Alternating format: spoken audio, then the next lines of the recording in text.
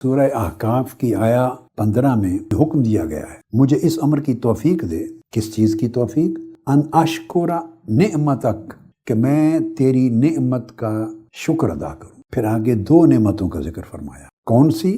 ایک تو یہ نعمت التی انعمت علیہ، ایک وہ نعمت جو تو نے مجھ پر فرمائی، اور دوسری وعلی والدیہ، اور دوسری وہ نعمت جو تو نے میرے والدین پر فرمائی۔ جو نعمت مجھ پر فرمائی اس سے مراد یہ ہے کہ جب میں اپنے ماں کے پیٹ میں ایک چھوٹا سا بچہ تھا، ایمبریو تھا، جنین تھا، اس وقت سے لے کر میری پختہ عمری تک تو نے میری حفاظت کی، پرورش کی اور اس مقام تک پہنچایا۔ یہ تیری اتنی بڑی نعمت ہے جس کا میں شکر ادا کرنا چاہتا ہوں، اور مجھے اس شکر کی توفیق مرحمت فرما۔ پھر میرے والدین کو تو نے توفیق دی کہ وہ اپنے آرام کو ایک طرف رکھ دیں، اور میری اتنی محبت ان کے دلوں میں ڈالی کہ انہوں نے بڑی تکلیفیں برداشت، مصائب و آلام اٹھائے، اور اس پیدائش کے وقت سے بلکہ اس سے بھی قبل سے لے کر آج اس عمر تک انہوں نے میری پرورش کی، میری کفالت کی، تربیت کی، نگرانی کی، نگہبانی کی۔ اے اللہ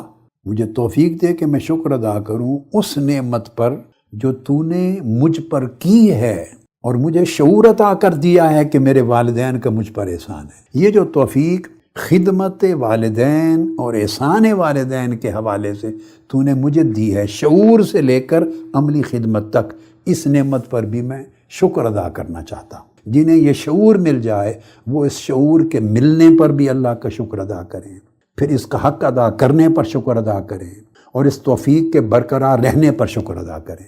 چونکہ آپ جب اللہ کا شکر ادا کرتے ہیں کسی نعمت پر تو اللہ پاک اس نعمت میں اضافہ فرما دیتا ہے۔ باری تعالیٰ اب شکر ادا کرنے کے ساتھ مجھے توفیق دے کہ میں نیک عمل کروں، چونکہ میں نیک عمل کروں گا تو میرے اعمال میری اولاد کے لیے نمونہ بن جائیں گے۔ یہاں والدین کی ذمہ داری ادا ہو رہی، یعنی دعا مانگنے والا بیٹا ہے، دعا مانگنے والی بیٹی ہے، مگر وہ دعا کیوں منگوائی جا رہی ہے؟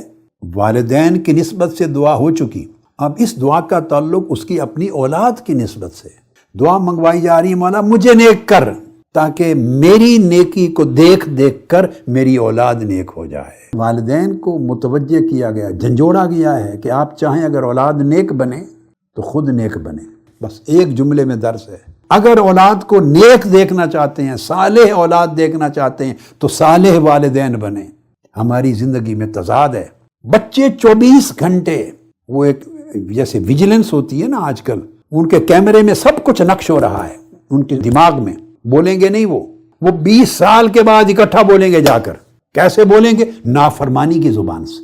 جن بچوں نے بچپن سے ہی گھر کے ماحول کو دین کے خلاف دیکھا ہے، اس اولاد سے آپ نیک سیرتی کی توقع کیسے کرتے ہیں؟ بتائیں کس طرح کرتے ہیں؟